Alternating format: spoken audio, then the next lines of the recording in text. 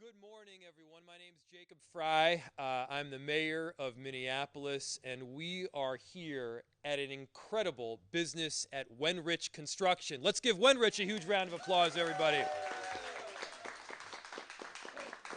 This month of Black History Month, we're celebrating the incredible Black-owned businesses that we have throughout our city that should be celebrated not just during the month of February, but year-round. These are businesses that are making a gigantic difference in our city.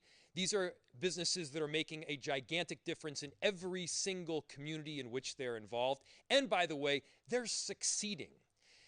I want to tell you a couple of statistics right now. Did you know that the number one demographic of people opening businesses are Black women? Black women are opening businesses at a higher rate than anybody else. And so we need to make sure that we're accessing every single bit of talent that we have on the table in our city. And in part, what we're doing that is through building of intergenerational wealth. One of the ways to get there is through what we have called our Ownership and Opportunity Fund. This is a fund that the City of Minneapolis, with the work of my office, and I see Jim Terrell over there, a big visionary of this program, started back about 4 years ago. And what it says is that we've got these incredible Black-owned businesses that are in our city. And far too often, they're creating a wonderful idea, starting an incredible business. That business takes off, generates additional customers that come to the area. Next thing you know, the values go up, the rents go up with them, and these wonderful businesses get displaced from the neighborhoods that they made wonderful to begin with. That's the wrong idea. We want these businesses to be able to build, and we want them to be able to generate equity, with that equity returning to the business owner. But what's happened so far is that equity, it just goes to the person that owns the underlying property. And so rather than having these incredible businesses get the boot after they're so amazingly successful, we want to keep them around so they're reaping the gains of the equity they're generating. Not just equity in the social justice sense. A lot of times we talk about equity in that mentality. Equity in the sense that you are able to make money when you've worked so hard to create a wonderful business. That when the value of that business rises, you, as the business owner, as the one pouring in their blood, sweat, and tears to this business, you are the one that's able to reap the benefit. That's what this is ultimately about. And so what this fund does is it makes sure that these incredible business owners have the ability not just to own their own business, but they can own the underlying real estate so that they can stay in these neighborhoods for the long haul, that they continue to make them better. And so far, we've given out $11.2 million to 22 different businesses. One of those businesses was Wenrich Construction. Back in 2022, getting a little over $600,000 to bridge a gap that allowed them not just to run the incredible business that they're already running, but to own this property, the property that we're standing in right now, and a property not too far away. And what's beautiful about what Wenrich Construction, and specifically Wendy Sullivan, are doing is that they're taking account not just for their own business needs, but also other business owners as well. In fact, in this space, I believe there's seven other small businesses that are getting their start or able to run with a great idea right here. And so we know that these incredible business owners are giving back. And what we at the city are doing is helping them to bridge the gap so that they can give back even more. This is a model that is working, helped over 22 businesses throughout the city already, and we're expanding every single day. And it's something that we need to continue for the sake of all of us. And so we're so proud of this program. We're so proud of our incredible Black-owned businesses that we have throughout the city. They're what make our city great. And I want to if you could all join me in giving a huge round of applause to someone who's going to give you a little bit more of a rundown as to what Wenrich Construction has been doing so well for the last several years. Can you please give a huge round of applause to Wendy Sullivan, everybody? Let's hear it. Hey. Thank you, Mayor Frey. I am so honored, and I am so humbled to have you here in my space. And I am so grateful for all the people that have helped me. It used to be called the CPDF Fund when I did it a couple years ago, and they've got new branding, which really says what it does. It's the Ownership and Opportunity Fund. And it changed the trajectory of my business to be able to own my space and to have equity and plant my roots and know that I'm able to stay here and be here. And my business always, I want to help the community. And I have a mission with Wenrich to employ people of color and give them jobs. We do construction, fencing, and interior demolition. And with that, I'm hiring people of color to be in with prevailing wage and union wages. They're making $40 an hour at this point, and with benefits. And so that changes generations. It changes when a parent is getting up at 6 in the morning with their hard hat and leaving out the door. They're making different choices that their children are seeing them working and bringing benefits from that. I have some of my employees that are buying their first homes. I have people, you're going to hear from a couple of them today that have been with me. One of them, my foreman, Antoine's been with me for 8 years now, and they've stuck with me. And it has not been easy. I'm not going to pretend that. It has not been easy. We've had a lot of ups and downs that small businesses have. And I am, like I said, grateful that the city had this program that Jim Terrell birthed and provided, and I was able to buy 2 buildings, one for my yard and one for my office building. And I bought it larger than my space, so I thought, well, why not have more small businesses in here that need to get a start with their ideas and to do things further. And it's kind of almost like a Netflix series as I'm going through some of this, because I don't know what's going to unfold, and it's taken me in so many wonderful directions, and I'm so excited about what the future is going to hold. And I just want to take time, too, to thank all the people that have helped me, because I have not done this alone. My son was with me the day on my mom's birthday, and she's here today, too. On her birthday, we signed the papers at the Secretary of State, and I lured him back from California in December to come and help me with the business. And he has been instrumental in a sounding board for me and such support. And you need that in order to share the things that you have to share as a business owner with all the ups and downs and wondering, are you going to make payroll, and how is this going to work, and are we going to get this job, are we going to keep our employees, all those things, that stress that comes with that. And as I've gone forward, I mean, Jim Terrell also invested in the buildings with his company, Fortis Capital, and they supplied some of the funding for that, part of my capital stack, along with the city. Sunrise Bank isn't here today, but they also contributed with the loan, and this fund actually allowed me to have equity that was attractive to a bank for them to loan me the money for the rest of the way. So I am just, Tabitha's here also from the city. She was instrumental in getting this loan through. She was my Tabitha Fisher from the city, from CPED, and she helped guide me through the process, and they made it very easy and for me to understand and to know what I was facing. And then even through my journey, I've had so many people. When I started AWC, Association for Women Contractors, and NAMC, National Association for Minority Contractors, were instrumental in me deciding to do fencing and to actually have my support. And I can't tell you how many, Barb Lau's here, and also the president of NAMC, Marvin is here, past president Ken McCraley. They have been my sounding boards. I mean, you need people when you have a small business to continue and go the journey with you. That is so important. And I guess I have to take time, too, to thank my employees. Some of them are behind me. They have stuck with me. I mean, it has been a journey. And we're hopefully on the rise, even more so.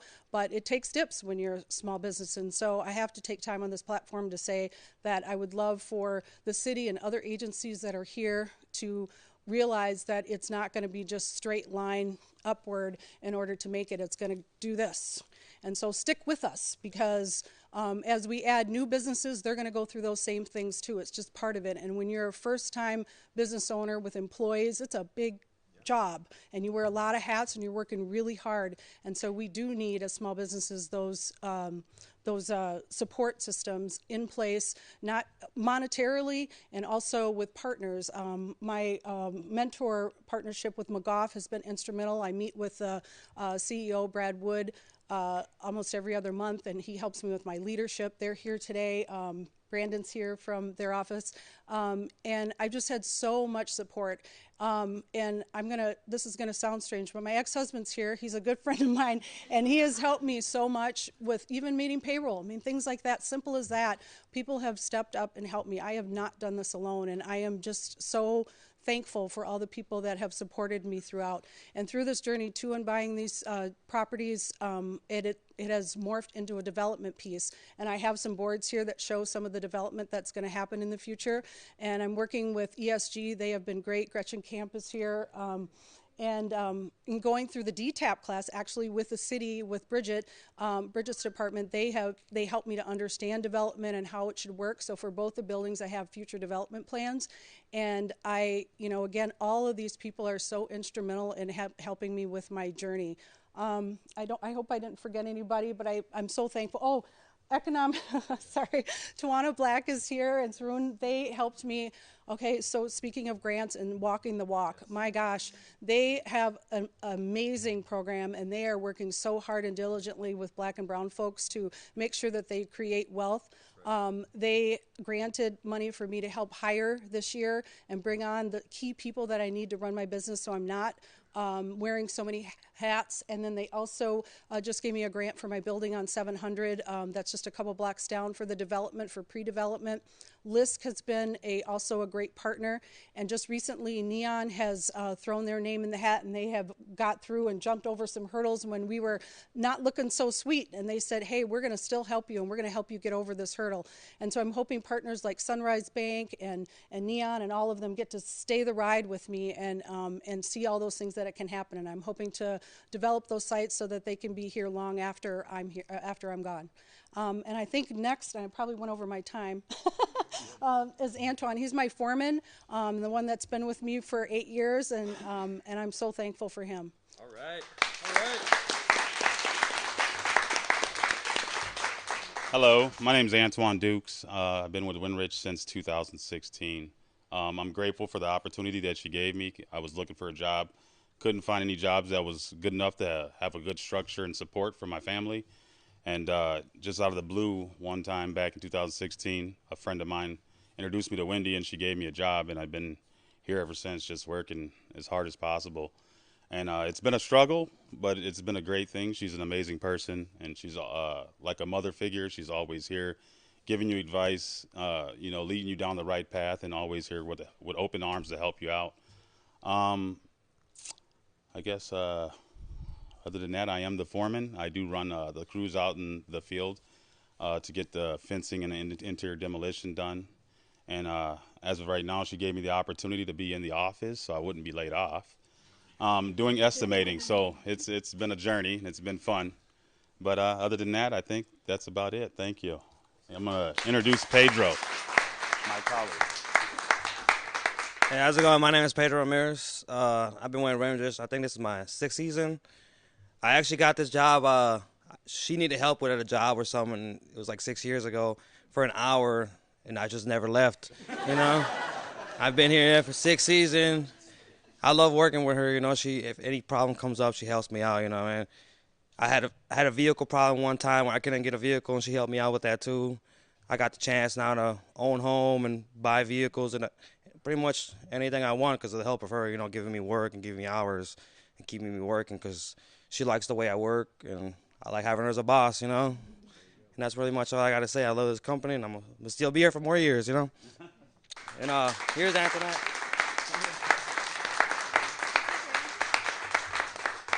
Hi, everyone. My name is Antoinette Flores, and I'm the proud owner of Clutch Logistics, which is a freight brokerage company. And I aim to use my platform in the logistics industry to create more opportunities for people like myself, women and people of color. And Center for Economic Inclusion has also invested in my business, and so I'm very grateful for them. My other business is called Life Reimagined, and I help people in Minnesota get access to health care, specifically people of color, unhoused, and people who are struggling with substance use disorders. So when I was looking for a space for my business for Life Reimagined, I was looking for somewhere that was geographically accessible for the people that I wanted to serve.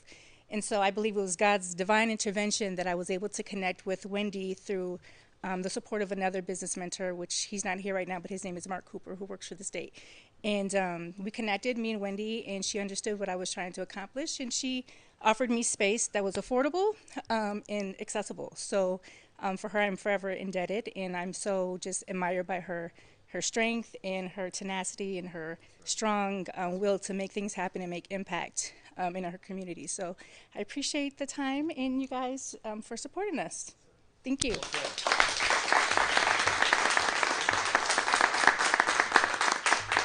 So as you can see, the success that we're seeing here comes out of partnership. And whether it's the incredible work that's happening at the city or through private enterprise or through work like Tawana Black is helping to facilitate, this makes a big difference, and we're seeing that played out right here with Wenrich Construction. And so with that, we'll open it to any questions you might have. I'll go. How do we make this program bigger? How do we 10x it? So the question is, how do you 10x it? First, there's a lot of programs out there where people say you can't just throw money at it and it will help, but this is actually a program where money absolutely helps.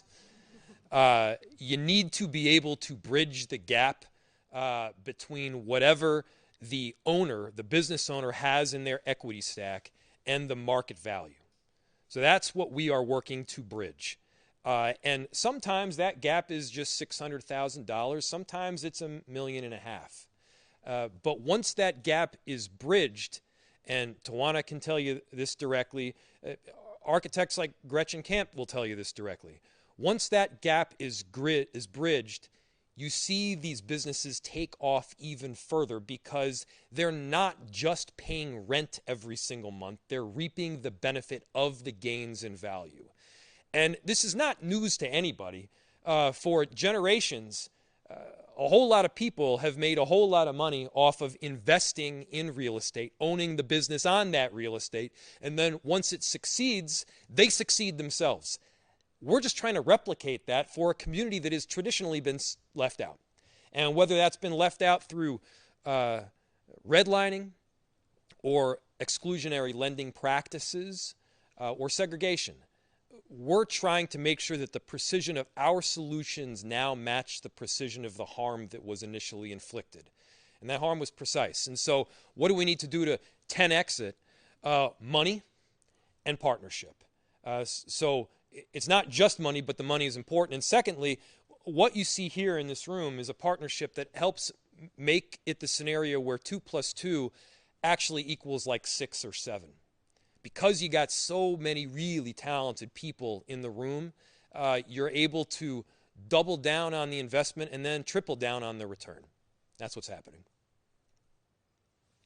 Any other questions? I have a comment. Hi, I'm Marvin, President of the National Association of Minority Contractors. I think that this whole thing has just been amazing to watch all of the people provide resources and energy and support for this. And it speaks volume. The word culture that Wendy mentioned, I'd like to just take a minute to talk about. Mayor, we have to look at this, and I'm hoping that we can tweak it in the sense that it provides more opportunity for minority contractors. And you and I have been talking about it, you know, we've been meeting about it. You know, I would like to see more opportunity in terms of actual jobs being given to minority contractors, right? That's my focus, because I think we have to look at a long-term strategy of trying to get 150, 200, 300 of our kids from these communities into construction. And the only way that that happens is if you and your team with the city says we are going to provide these jobs and opportunity for minority contractors because, as mentioned by Wendy, we are the ones that hire from our community. That's right. And so to change culture, we have to provide them these $40 an hour and up jobs. That's right. So that each morning our kids wake up and put on a hard hat like Wendy mentioned and steel-toe boots versus a Glock and an AR-15. That's right. And the only way that that's going to happen is that the city of Minneapolis has to be very intentional with meeting with the different associations, NAMC in particular,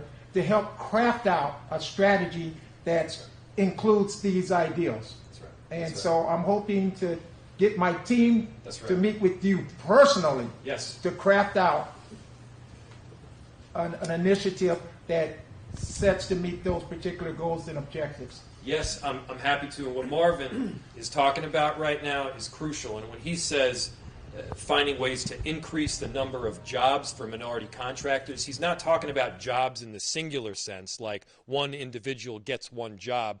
What he's talking about is having opportunities for minority contractors to not just make the bid, but actually get the gig.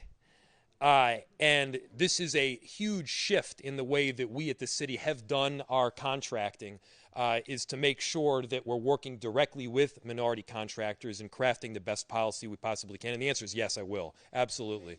But because, you know, this is an example of how we want to be doing things better. And we at the city should be putting our own money where our mouth is. Part of that is through things like Ownership and Opportunity Fund. Part of that is making sure that our contracting, our city's spend, is also working directly with these minority contractors. And you've been doing an incredible job advocating for exactly that.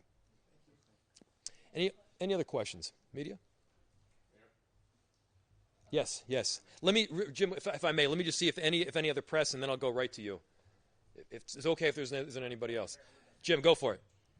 One of the ways that we had thought about scaling, and I still call it CPDF, I don't know. Yeah, right. See, it was called Commercial Property Development Fund.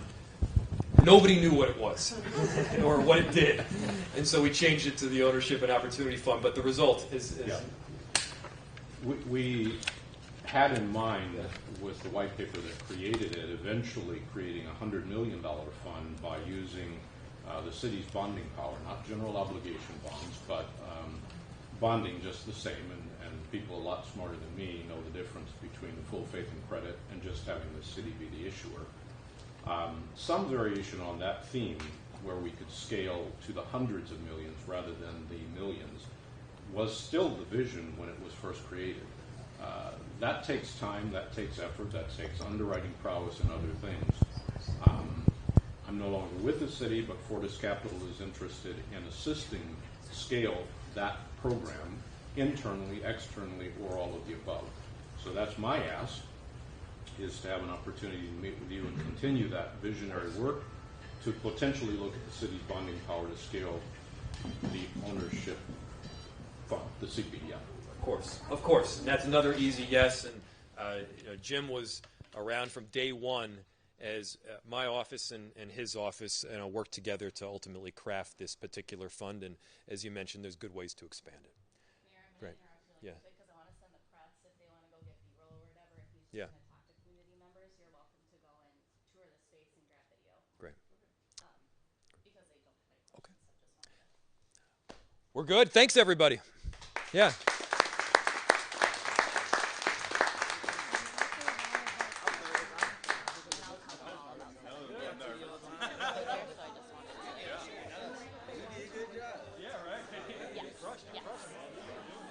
Sounds great. Hello. How are you? Great to see you.